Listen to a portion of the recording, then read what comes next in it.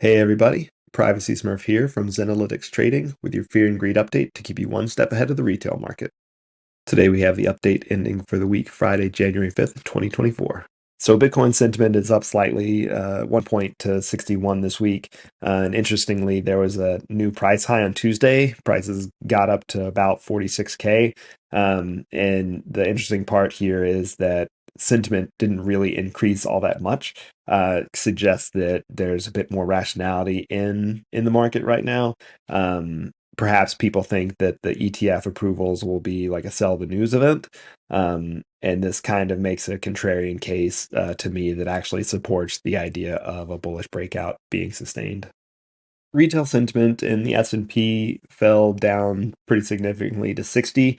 Last week, I was suspecting 4,700 to be the level to test, and we rebounded from that level today, right about at 4,702.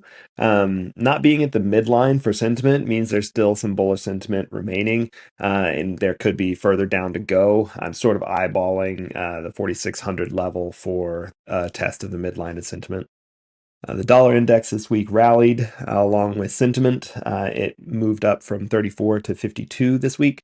The inverse relationship that the dollar index has to stocks and crypto held true. As the Dixie went up, most of stocks and crypto went down. There's not really a lot of predictive power in the looking at the index right now.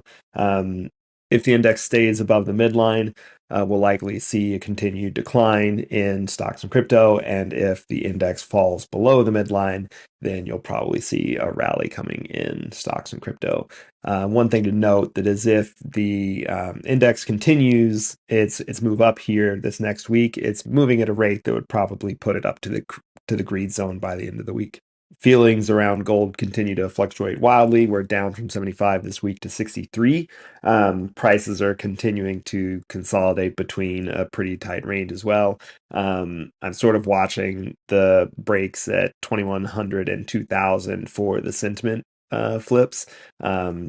Rising up above 2100 will probably put sentiment into the greed zone, and falling below 2000 will probably flip sentiment down into majority bearish, and we'll most likely see a greater decline. Wrapping things up, looking at the 30-year Treasury bond, sentiment fell from 80 to 64, a pretty decent decline, and prices also fell in line with sentiment through most of the week. We didn't breach into the greed zone before the retracement, and that's not uncommon.